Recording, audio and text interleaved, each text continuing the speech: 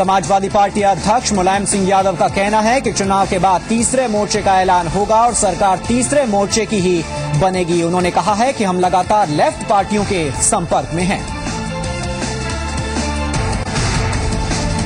पूर्व केंद्रीय मंत्री बाबा गौड़ा पाटिल समाजवादी पार्टी में शामिल हो गए हैं। पार्टी अध्यक्ष मुलायम सिंह यादव ने इसका ऐलान किया है। उन्हें कर्नाटक का अध्यक्ष बनाया गया है। लोकसभा चुनाव के मद्देनजर कांग्रेस ने कमर कस ली है। राहुल गांधी आज एक दिवसीय दौरे पर अमेठी पहुंच रहे हैं। यहां पर वो मेगा फूड पार्क का शिलान्यास करेंगे तो कल सोनिया गांधी अपने संसदीय क्षेत्र रायबरेली का दौरा करेंगी। अलग तेलंगाना के खिलाफ चंद्रबाबू नायडू आज से दिल्ली के जंतर मंतर पर आमरण अनशन पर बैठ रहे हैं। तो जगन मोहन रेड्डी के अनशन का आज तीसरा दिन है। हैदराबाद समेत पूरे आंध्र प्रदेश में हालात तनावपूर्ण बने हुए हैं। नरेंद्र मोदी को बतौर गुजरात के सीएम आज 12 साल पूरे हो रहे हैं। मोदी इतने लंबे समय तक लगातार इस पद पर रहने वाले प्रदेश के पहले मुख्यमंत्री बन गए हैं। एन श्रीनिवासन से कब तक दूर रहेगी क्रिकेट बोर्ड अध्यक्ष की कुर्सी, इस पर आज सुप्रीम कोर्ट फैसला सुनाएगा। उनके कामकाज संभालने पर फिलहाल सुप्रीम कोर्ट ने रोक लगा रखी है।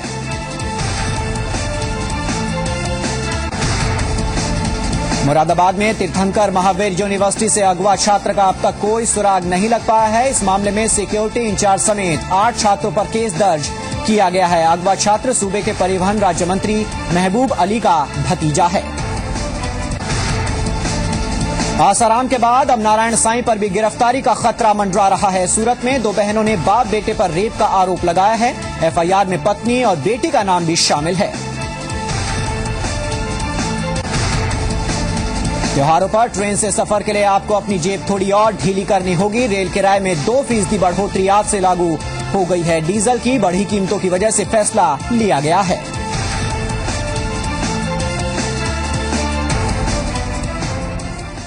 नमस्कार, बुलेटिन में आप सभी का स्वागत है। आपके साथ मैं हूं राज। एसपी अध्यक्ष मुलायम सिंह यादव ने कहा है कि लोकसभा चुनाव के बाद देश में तीसरा मोर्चा बनेगा।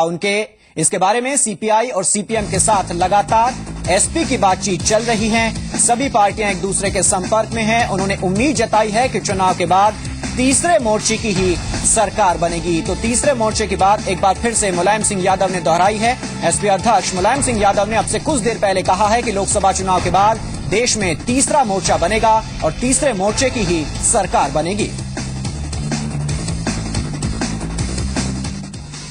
अभी समाजवादी पार्टी पूरी तरह से अपनी शक्ति प्रदर्शन करने के लिए काम कर रही है और चुनाव के बाद निश्चित तीसरा मोर्चा बनेगा और पूरा प्रयास समाजवादी पार्टी भी करेगी और वामपक्षी दल के नेता प्रकाश सिंह कारक और इन ढंग से हमारी बातचीत चल रही है। और वहीं दूसरी तरफ बीजेपी ने तीसरे मोर्चे पर मुलायम के बयान को गंभीरता से नहीं लेने की सलाह दी है। देखिए, हर चुनाव से पहले इस तरह की एक्सपायर चुनावी चॉकलेट ये लोग दिखाते हैं। जब चुनाव आता है उससे पहले थर्ड फ्रंट, फोर्थ फ्रंट की एक बिसात बिछती है। चुनाव आते आते वो बिसात बिखर जाती है।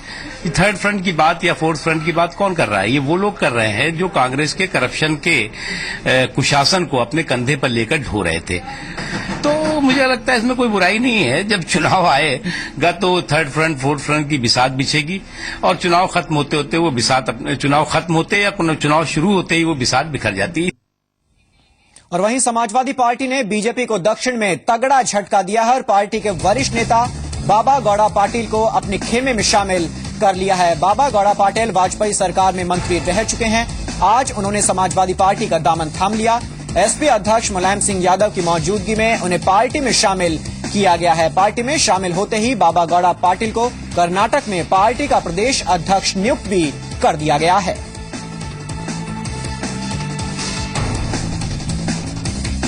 और जी मीडिया संवाददाता अनुराग चड्डा हमारे साथ जुड़ गए। अनुराग, तीसरे मोर्चे की सुगबुगाहट एक बार फिर से तेज हो गई है। मुलायम सिंह यादव ने साफ साफ कहा है कि तीसरा मोर्चा एक बार फिर से अस्तित्व में आएगा। इसे किस तरह से देखा जाए?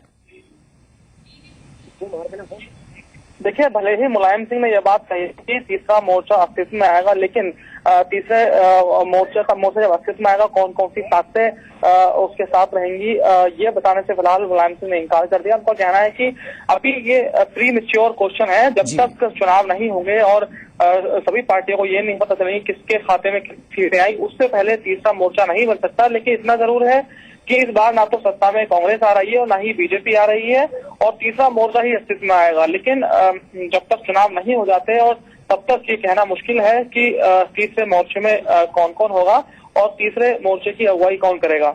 जी अनुराग, दक्षिण भारत की कई पार्टियां हैं जो तीसरे मोर्चे में शामिल हो सकती हैं।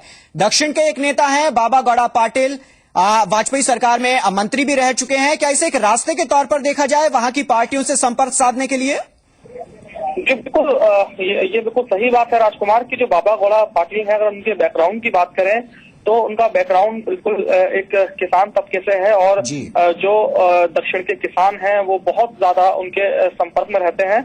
और यही सबसे बड़ी बात है कि जब बाबा गौड़ा पाटिल बीजेपी में थे तो बीजेपी के एक मजबूत स्तंभ बनकर वो वहां उभरे थे, और अब बीजेपी को एक बड़ा झटका लगा है। और जब चुनाव होंगे और चुनावों के बाद जब बात आएगी दूसरे जो क्षेत्रीय दल हैं उनसे समझौते की, उनसे बातचीत करने की, तो निश्चित तौर पर जो बाबा गौड़ा पाटिल हैं वो दक्षिण में अपनी अहम भूमिका निभाएंगे। और मुलायम सिंह यादव ने यह भी कहा कि वहां की 5 से 10 सीटें ऐसी हैं जो बाबा गौड़ा पाटिल और जो उनके समर्थक हैं उनके असर वाली हैं, तो वहां से उम्मीद है उनको कि 7 से 8 सीटें समाजवादी पार्टी जीतेगी। और ठीक इसी तरह जो बाकी राज्य हैं, जिन राज्यों में अब विधानसभा के चुनाव है, वहां भी मजबूती से समाजवादी पार्टी चुनाव लड़ेगी, और वहां से विधानसभा के बाद जो नतीजे आएंगे तो उसके बाद लोकसभा में भी पूरी ताकत से समाजवादी पार्टी चुनाव लड़ेगी। जी शुक्रिया अनुराग तमाम जानकारियों के लिए। और वहीं लोकसभा चुनाव के मद्देनजर उत्तर प्रदेश में सियासी हलचल तेज होती हुई जा रही है और इसे लेकर नेताओं के दौरे भी शुरू हो गए हैं। आपके सामने 3 तस्वीरें। पहली तस्वीर है राहुल गांधी की, जो आज अमेठी दौरे पर आ रहे हैं। यहां पर वो मेगा फूड पार्क का उद्घाटन करेंगे और कार्यकर्ताओं से मुलाकात भी की जाएगी। बीते कुछ दिनों में राहुल के अमेठी दौरे काफी जल्दी और तेजी के साथ हो रहे हैं। दूसरी तस्वीर है नरेंद्र मोदी की। कानपुर में 19 अक्टूबर को मोदी की रैली होने वाली है, जिसके लिए जगह इंदिरा नगर में मिल गई है। इस रैली के जरिए बीजेपी के पीएम उम्मीदवार नरेंद्र मोदी चुनावी हुंकार भरते हुए नजर आएंगे। जबकि तीसरी तस्वीर है सोनिया गांधी की, जो 8 अक्टूबर यानी कल रायबरेली के दौरे पर आ रही हैं। इस दौरान सोनिया गांधी कई परियोजनाओं का शिलान्यास और उद्घाटन करती हुई नजर आएंगी। तो चुनावी सरगर्मी काफी तेज हो गई है। विधानसभा चुनाव भी आ रहे हैं, 5 राज्यों में विधानसभा चुनाव है। इसके अलावा सबकी नजरें लगी हुई हैं 2014 लोकसभा चुनाव पर। और जैसे जैसे लोकसभा चुनाव करीब आ रहे हैं, कांग्रेस उपाध्यक्ष राहुल गांधी की उत्तर प्रदेश में सक्रियता भी बढ़ती जा रही है। राहुल गांधी आज एक दिन के दौरे पर अमेठी पहुंच रहे हैं। राहुल गांधी जगदीशपुर के इंडो गल्फ में मेगा फूड पार्क का शिलान्यास करेंगे। उनका यहां पर 10 बजे के बाद पहुंचने का कार्यक्रम था, लेकिन इसमें कुछ देरी हो रही है। अमेठी में राहुल का किसानों के एक समूह को संबोधित करने का भी कार्यक्रम है। मेगा फूड पार्क अमेठी की महत्वाकांक्षी योजना है। इस फूड पार्क के शुरू हो जाने पर 450 करोड़ का राजस्व मिलेगा। साथ ही 2500 लोगों को सीधा रोजगार भी मिल सकेगा। साथ ही इससे संबंधित 25,000 लोगों को भी रोजगार दिलाने में ये मददगार साबित होगा। इस फूड पार्क में 35 फूड प्रोसेसिंग यूनिट बनाए जाएंगे, जहां पर खाद्य पदार्थों के भंडारण के साथ साथ उनका वैज्ञानिक तरीके से रखरखाव भी किया जाएगा। जी मीडिया संवाददाता अवनीश हमारे साथ जुड़ गया। अवनीश, 10 बजे के आसपास राहुल गांधी को पहुंचना था, उनके दौरे में देरी हो रही है, इसकी वजह क्या बताई जा रही है? एक तो वजह ये रही कि जो कार्यक्रम स्थल था वहाँ पर बारिश वगैरह की वजह से काफी व्यवस्था हो गई थी जी। और दूसरा ये कि मौसम की खराबी की वजह से भी जो चार्टर प्लेन था जो पहले फुर्सतगंज हवाई अड्डे पर आना था, वहाँ पर ना आकर के अब राहुल गांधी अमौसी पर उतर रहे हैं और वहाँ से फिर जो है बाई रोड वो जगदीशपुर आएंगे और वहाँ पर जो शक्तिमान मेगा फूड पार्क है उसके उद्घाटन कार्यक्रम में वो भाग लेंगे। तो माना जा रहा है करीब 1 से 1.5 घंटे ये प्रोग्राम जो है वो डिले हो सकता है। हम जो पूरा कार्यक्रम है उसको लेकर के यहाँ पर काफी उत्साह है और इस तरीके से इस बात का दावा किया जा रहा है कि 40,000 किसानों को सीधे इस योजना से लाभ मिलेगा। इसमें 20 से 25,000 लोग जो है वो अपरोक्ष रूप से इससे रोजगार पा सकेंगे और बड़ी संख्या में जो किसान होंगे उनको इसका सीधा लाभ भी मिलेगा। करीब 2,500 से 3,000 लोगों को सीधे तौर पर रोजगार भी जो है इस फूड पार्क की स्थापना के बाद जो है अब मिल पाएगा। तो ये सारी चीजें काफी महत्वपूर्ण है और इसीलिए विधानसभा चुनाव में हार के बाद कांग्रेस पार्टी खासतौर पर इस इलाके में विकास योजनाओं को लेकर के खासा ध्यान दे रही है। और लोकसभा की दोनों ही सीटें कांग्रेस के पास है, रायबरेली और अमेठी। ऐसे में और भी ज्यादा ध्यान यूपीए सरकार और उसकी योजनाओं के तहत जो है इस इलाके का रहता है। जी, शुक्रिया अवनीश तमाम जानकारियों के लिए। और राहुल के दौरे के दिन ही अमेठी में कांग्रेस को लगा है बड़ा झटका। अमेठी में जिला पंचायत अध्यक्ष कमला देवी समर्थकों के साथ समाजवादी पार्टी में शामिल हो रही हैं। यूपी के मंत्री गायत्री प्रजापति के मौजूदगी में एसपी में वो शामिल हो रही हैं। तो आज अमेठी पहुंच रहे हैं राहुल गांधी, लेकिन उनके आने से पहले ही कांग्रेस को एक बड़ा झटका लगा है। अमेठी से जिला पंचायत अध्यक्ष कमला देवी समर्थकों के साथ समाजवादी पार्टी में शामिल हो रही हैं।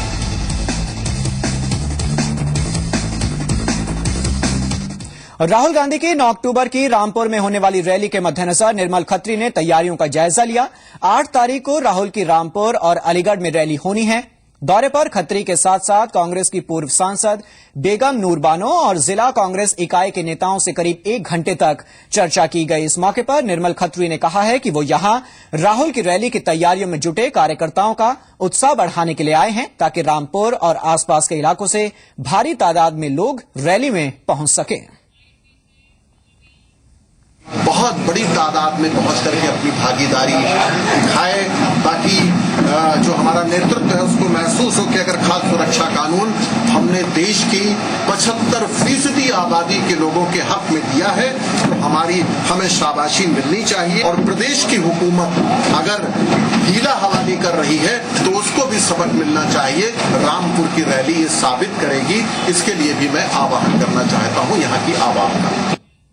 कांग्रेस अध्यक्ष सोनिया गांधी 8 अक्टूबर को अपने संसदीय क्षेत्र रायबरेली के 1 दिवसीय दौरे पर आएंगी। मंगलवार को सोनिया गांधी सुबह 8:30 बजे फुर्सतगंज हवाई अड्डे पर पहुंचेंगी। 9:10 पर वो गोरा बाजार पहुंचेंगी और स्माइल ट्रेन के एक लाभार्थी बच्चे से मुलाकात करेंगी। इसके बाद सोनिया 9:40 पर कृषि विज्ञान केंद्र में अनुसूचित जाति के लिए 50 प्रशिक्षुओं से मुलाकात करेंगी। 10:10 पर वो कैनाल रोड स्थित जलकल परिसर पहुंचेंगी, जहां केंद्रीय आवास एवं शहरी गरीबी उन्मूलन मंत्रालय की ओर से सिटी रिसोर्स सेंटर की आधारशिला रखी जाएगी। 10:30 बजे सोनिया कलेक्ट्रेट के बचत भवन पहुंचेंगी और केंद्रीय सतर्कता एवं अनुश्रवण समिति की बैठक में हिस्सा लेंगी। ये बैठक 2 घंटे तक चलेगी। इसके बाद दोपहर 1 बजे वो शोरा गंगागंज में यूको बैंक की शाखा का उद्घाटन करेंगी। इसके बाद कांग्रेस अध्यक्ष दोपहर 2:45 पर रेल कोच फैक्ट्री परिसर पहुंचेंगी, जहां राष्ट्रीय इस्पात निगम के सहयोग से रेल पहिया कारखाना की आधारशिला रखी जाएगी। और इसी जगह पर एक जनसभा को भी सोनिया गांधी संबोधित करती हुई नजर आएंगी। यहां से वो सीधे फुर्सतगंज एयरपोर्ट के लिए रवाना हो जाएंगी।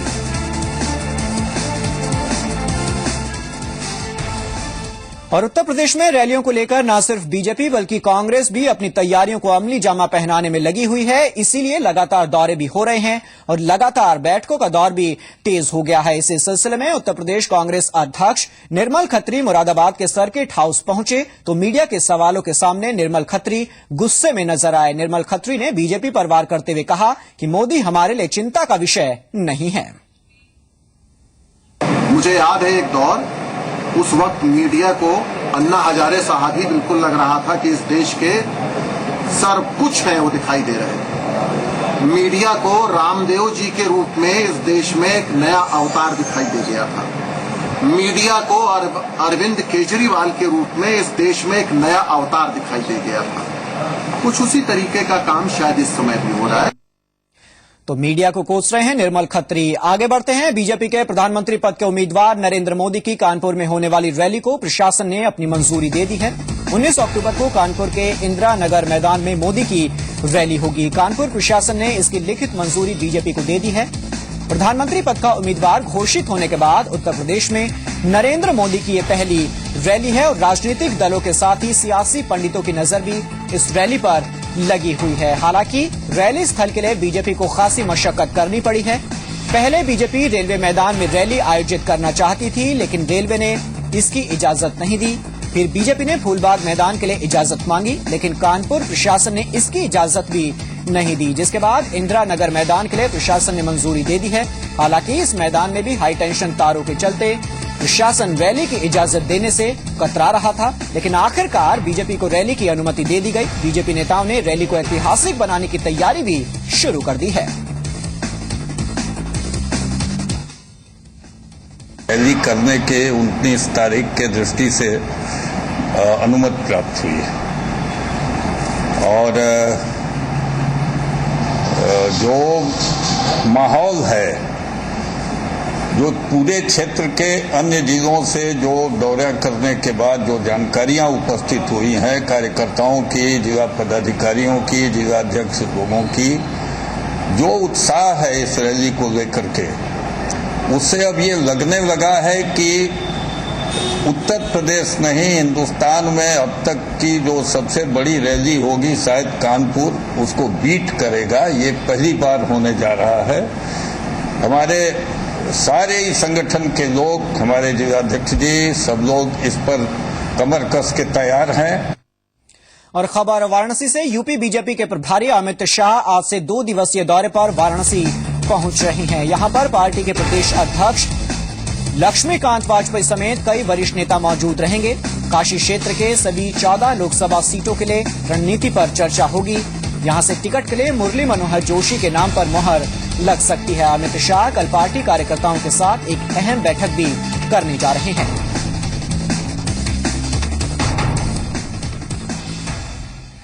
और यहां पर रुक रहे हैं, कुछ देर के लिए फौरन लौट रहे हैं कुछ और खबरों के साथ।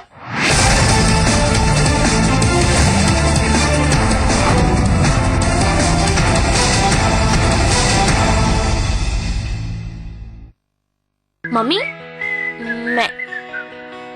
मैं तो टॉस करें हेड्स हो या टेल्स। अब खुले बालों का भी गिरना मना है। सिर्फ 1 रुपए में क्लिनिक प्लस शैम्पू में है मिल्क प्रोटीन फॉर्मूला जो बनाए बालों को मजबूत। मम्मी, खुले बाल। क्लिनिक प्लस, सिर्फ 1 रुपए में खुले बालों का गिरना मना है। बड़े बड़े गोदाम कबूतर खाना बन जाते, स्कूल में खाने की घंटी कभी नहीं बजती अगर मैं किसान नहीं बनता, क्योंकि किसान उगाता है तो देश खाता है। स्वराज ट्रैक्टर्स, किसान का पावर, देश का भरोसा।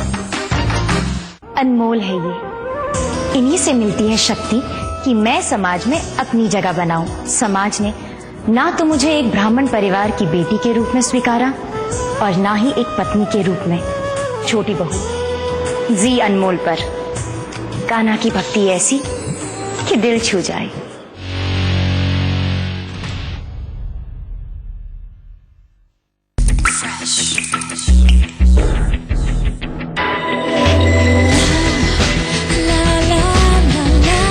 Nero 2000 with tea tree oil and lime, skin इतनी clean और fresh कि मामा की लाडली बन जाए पापा की फैन। तुम मामू अनार दाना लाना हाजमोला का नया अनार दाना। मेरी सबकी बोला हाजमोला अनार दाना।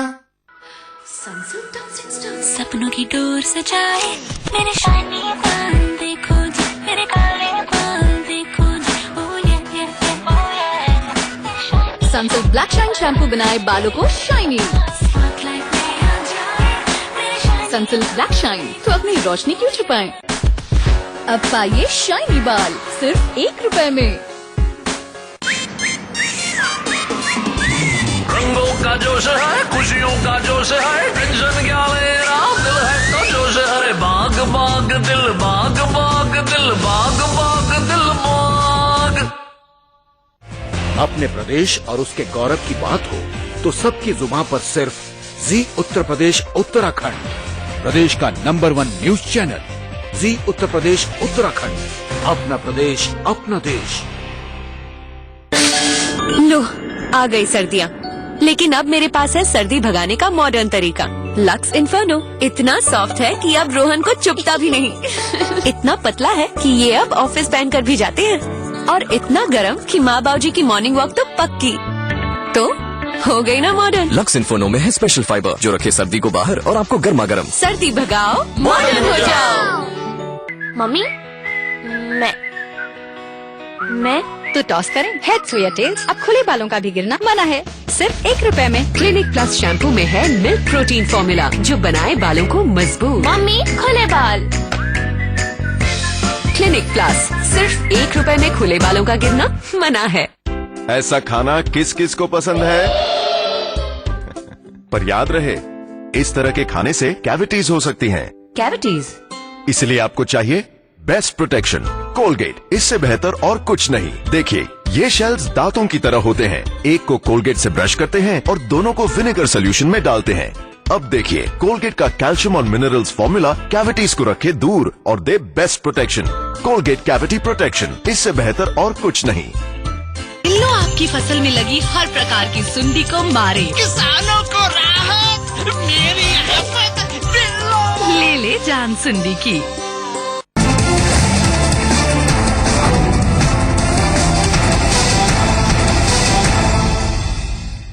ब्रेक के बाद स्वागत है। तेलंगाना की आंच में आंध्र प्रदेश तप रहा है। कैबिनेट से अलग तेलंगाना राज्य को मंजूरी दिए जाने के बाद अब विरोध के सुर बुलंद होने शुरू हो गए हैं। वाईएसआर कांग्रेस के अध्यक्ष जगन मोहन रेड्डी जहां हैदराबाद में अनशन कर रहे हैं, तो वहीं टीडीपी नेता चंद्रबाबू नायडू आज से दिल्ली के जंतर मंतर पर अनशन करने वाले हैं और इसके लिए वो हैदराबाद से दिल्ली के लिए निकल भी चुके हैं। इस बीच तेलंगाना समर्थक भी लगातार आंदोलन कर रहे हैं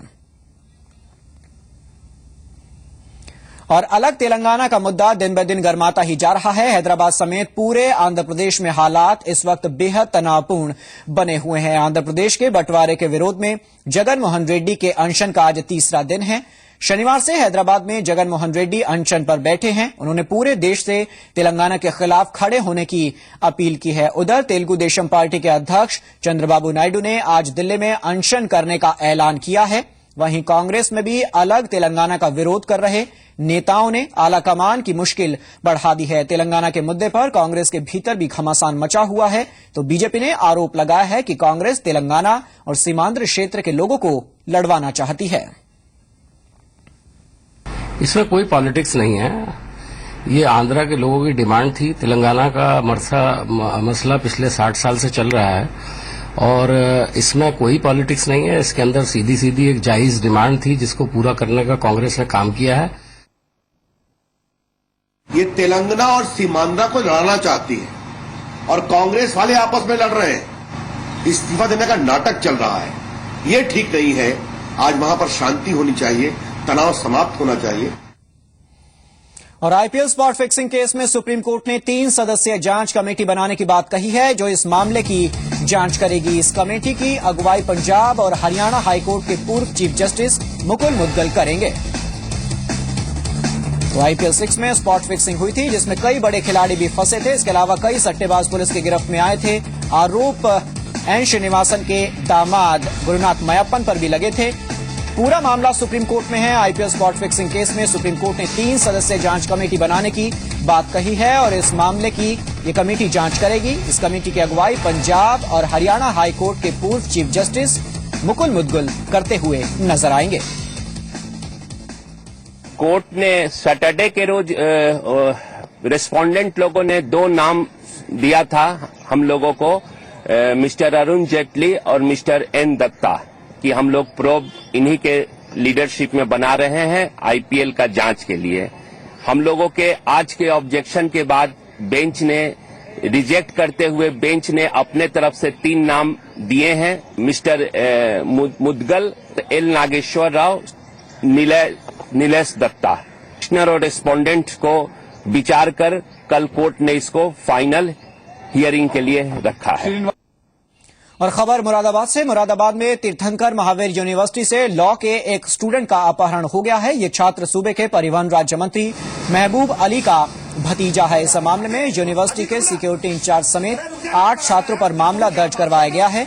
लापता छात्र के पिता और मंत्री के भाई छात्र की बरामदगी के लिए पिछले 2 दिनों से पाक बड़ा थाने में डेरा डाले हुए हैं, लेकिन छात्र का अब तक कोई अता पता नहीं चला है। पुलिस के मुताबिक 3 अक्टूबर को तीर्थंकर महावीर विश्वविद्यालय में छात्रों के 2 गुटों में झगड़ा हुआ था, जिसमें मंत्री के भतीजे शादाब अली पर मारपीट का आरोप लगा था और संदीप चाहल की शिकायत पर एनसीआर दर्ज की गई थी। लेकिन इस पूरे मामले को पुलिस और विश्वविद्यालय प्रशासन ने काफी हल्के में लिया और कोई कार्रवाई नहीं की गई। फिलहाल पुलिस आरोपियों से पूछताछ कर रही है।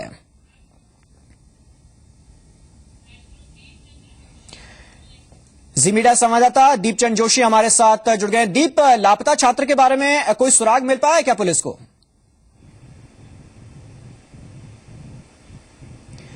दीप, मेरी आवाज मिल रही है आपको? तो दीपचंद जोशी से हमारा संपर्क नहीं हो पाया है, लेकिन इस मामले में यूनिवर्सिटी के सिक्योरिटी इंचार्ज समेत 8 छात्रों पर मामला दर्ज किया गया है। और खबर गाजियाबाद से बीएसपी के एमएलसी जितेंद्र यादव ने आरोप लगाया है कि यहां पर उनके फार्म हाउस पर कुछ लोगों ने हमला किया। जितेंद्र का कहना है कि हमलावर अपने साथ जेसीबी मशीन लेकर आए थे, जिससे उन्होंने फार्म हाउस में जमकर तोड़फोड़ की।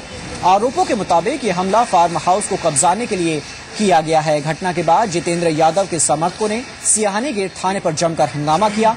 जितेंद्र के मुताबिक पुलिस ने मामले में अब तक कोई एफआईआर दर्ज नहीं की है।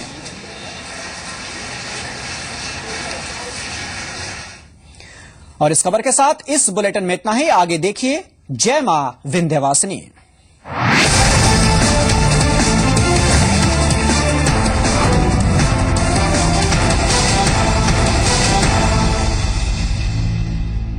नवरात्र में धार्मिक और आर्थिक सुख शांति मिलती है। चलिए हम मां के विशेष दर्शन आपको कराते हैं।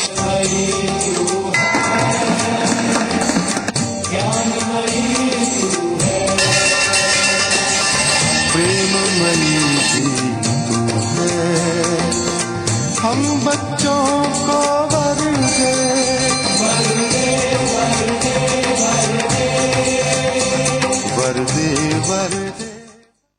दीवारों पे पपड़ी से परेशान? पेंटिंग से पहले लगाइए बिरला व्हाइट वॉल केयर पट्टी, जो रखे दीवारों को नमी से सुरक्षित, यानी पपड़ी की छुट्टी। अपने प्रदेश और उसके गौरव की बात हो तो सबकी जुबान पर सिर्फ जी उत्तर प्रदेश उत्तराखंड, प्रदेश का नंबर 1 न्यूज चैनल जी उत्तर प्रदेश उत्तराखंड। अपना प्रदेश अपना देश। Every day I see things around me that bother me. There's discrimination, corruption, bad roads, and not enough resources.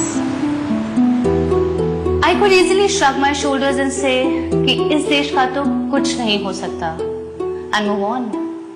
Or I can say इस देश का बहुत कुछ हो सकता है and I am involved in making that happen. Teacher हूँ. What kind of an example will I set if I do nothing? I am in because I am the change I want to see in the world.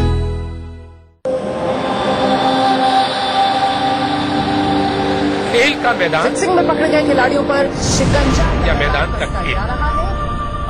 फर्क सोच का है। जी news, सोच बदलो, देश बदलो। एक बुलेटिन जो रुकता नहीं, क्योंकि खबरों का सिलसिला कभी थमता नहीं। देश, विदेश और प्रदेश की नॉन स्टॉप खबरें देखिए नॉन स्टॉप 20 में रोज सुबह 10:30 बजे और दोपहर 3 बजे।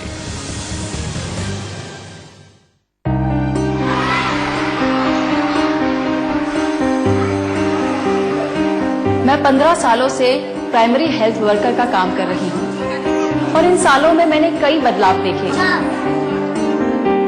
जैसे कि लड़कियों का स्कूल जाना और महिलाओं की पंचायत में भागीदारी। और भी बहुत कुछ है जो हो सकता है और किया जा सकता है। आई एम इन क्योंकि मैं देखना चाहती हूँ कि जो वायदे किए जाएं वो पूरे हों, ताकि मैं बेहतर भारत का निर्माण कर सकूं। आई एम इन, मेरा भारत मेरा जिम्मा।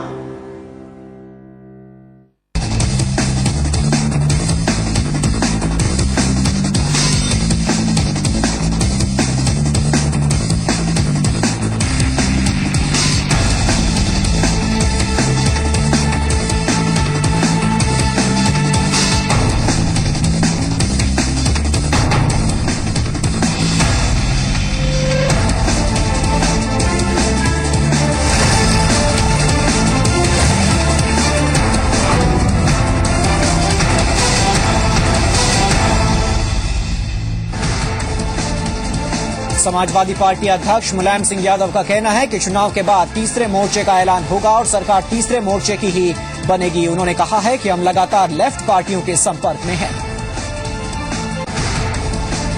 पूर्व केंद्रीय मंत्री बाबा गौड़ा पाटिल समाजवादी पार्टी में शामिल हो गए हैं। पार्टी अध्यक्ष मुलायम सिंह यादव ने इसका ऐलान किया। उन्हें